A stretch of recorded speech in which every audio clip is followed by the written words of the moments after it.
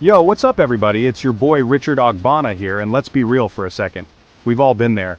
You're out in public, maybe it's a park, maybe it's a beach, and you catch a glimpse of a couple getting a little friendly, PDA that goes way past holding hands. And you think, whoa, isn't that illegal? Well, in most places, yeah, probably, but not everywhere. Turns out some countries are way more chill about public displays of affection than others. We're talking full-on, no pants dancing, get a room kind of situations. And today, we're diving deep into the wild world of public intimacy with the top 5 countries where public sex is legal or tolerated. Buckle up, because number 3 is gonna blow your mind. Seriously, you won't believe this one. Think public sex is illegal everywhere? Think again. Around the world, there are places where public intimacy is not just overlooked, it's practically part of the culture. Today we're counting down the top 5 countries where public sex is legal or tolerated, and trust me, number 3 will blow your mind. Alright, first up we're heading over to Europe, to the land of beer, bratwurst, and surprisingly open-minded attitudes towards, well, everything.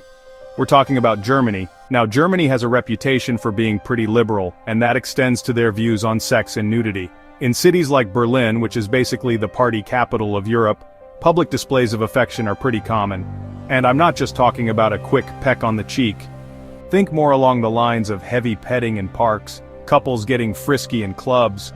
You get the picture. Now technically speaking, public sex isn't exactly legal in Germany. But here's the thing. It's often tolerated, especially in secluded areas like parks and forests. The police have bigger fish to fry, you know? They're more concerned with actual crimes than 2 consenting adults getting busy in the bushes. One of the most famous spots for this is Tiergarten Park in Berlin. It's huge, it's green, and let's just say it's seen its fair share of, nature walks. But the key here is discretion. As long as you're not doing it on a park bench in broad daylight, you're probably good. The Germans value their privacy even in public, so being respectful of others is key. Don't be an exhibitionist, don't make a scene, and you're unlikely to have any trouble. But if you're being loud, obnoxious, or basically forcing your love fest on unwilling bystanders, then yeah, you might get a visit from the Polizei, and nobody wants that. Next up, we're jetting off to South America, to the land of samba, sunshine, and, you guessed it, some seriously relaxed attitudes towards public displays of affection. That's right, we're talking about Brazil. Brazil is known for its vibrant culture, its beautiful beaches, and its, shall we say, passionate people. And when it comes to expressing that passion, well, let's just say they're not afraid to let loose. Public displays of affection are pretty much the norm in Brazil, especially during festivals like Carnival, where the energy is high and inhibitions are low. Now, here's the interesting thing about public sex in Brazil. It's not actually explicitly outlawed. There's no law on the books that says you can't get down and dirty in public. However, there is a law against offensive acts, which is pretty vague, right? Basically, it comes down to whether or not someone files a complaint. If you're being discreet and not causing a scene, chances are no one's gonna bat an eye. But if you're being disruptive, disrespectful, or someone feels uncomfortable, then you could get in trouble. Some of the most legendary spots for public intimacy in Brazil are its beaches. After all, nothing says romance like the sound of the waves, the warm sand, and, well, you know. But again, discretion is key. Keep it on the down low, be respectful of others, and you're golden. Chapter 3. The Netherlands, where public sex has its own zip code. Alright guys, get ready for this one, because it's about to get wild. We're heading over to Europe again, this time to the Netherlands, a country known for its tulips, windmills, and a surprisingly progressive approach to, well, pretty much everything. Now, we all know Amsterdam is famous for its red light district and its liberal stance on marijuana. But did you know that the Dutch government actually designated specific areas for public sex? Yeah, you heard that right. Public sex zones, sanctioned by the government. One of these designated areas is located in the Zuid-Kennemerland National Park, a beautiful stretch of dunes and beaches just outside of Amsterdam. And I'm not kidding, there are literally signs posted in the park reminding visitors to clean up after themselves. I mean, talk about being practical, right? So, how did this all come about? Well, the Dutch have a very pragmatic approach to, well, life in general. They figure if people are going to do it anyway, why not create a safe and controlled environment for it? This way they can regulate it, minimize public nuisance, and keep things, dare I say, civilized. But here's the catch. Even in these designated areas, there are still rules. The sex has to be consensual, it can't be aggressive or offensive, and you can't be like charging admission or anything. It's all about keeping it chill, respectful, and, well, Dutch. Chapter 4, Denmark, where freedom rings and clothes come off. Alright, let's head north now to Scandinavia, to a country known for its hygge lifestyle, its stunning landscapes, and its surprisingly open-minded attitude towards, you guessed it, sex and nudity. That's right, we're talking about Denmark. Denmark has long been a pioneer in sexual freedom. They were the first country in the world to legalize pornography back in 1970, and they've been pushing boundaries ever since.